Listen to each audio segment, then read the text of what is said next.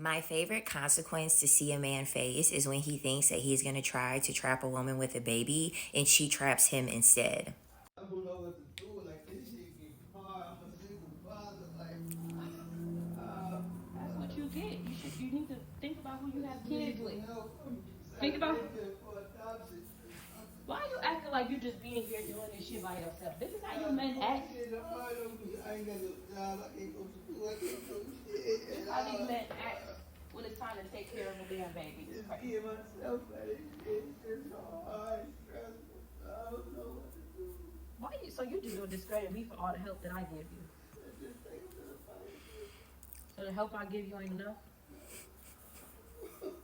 No, it ain't.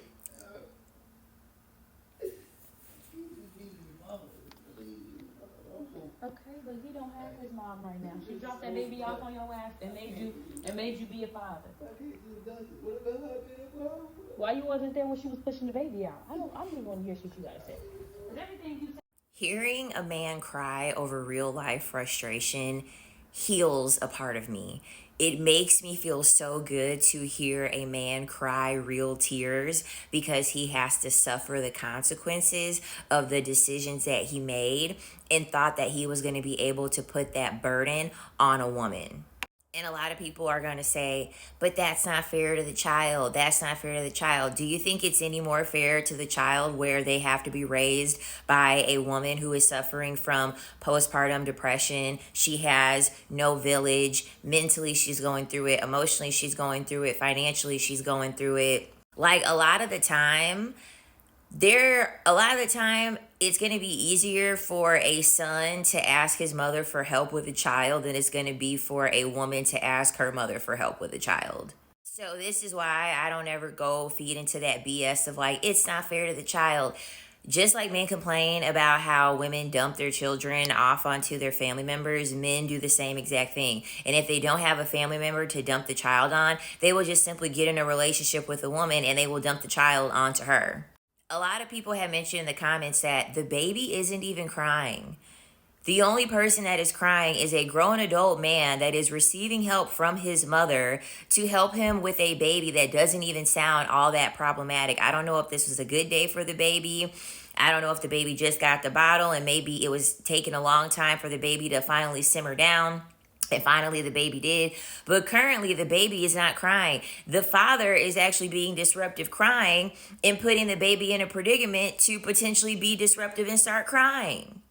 Men only understand things through consequences, not through you verbally threatening them, not by you saying what you will and what you will not tolerate. No, men only understand things by you putting their back up against the wall and shackling them to the consequences of the decisions that they are making. Women need to normalize this. Women need to normalize this. If you are in a predicament and you are realizing that you want to know what, I have a child and this is clearly not working out, do not stop your life because these men are never going to stop their lives once they find out that they're a father. And they're not thinking about stopping their life because they already understand that you are going to pick up the burden and decide to stop your life to be able to raise a child. He is a grown adult just like you.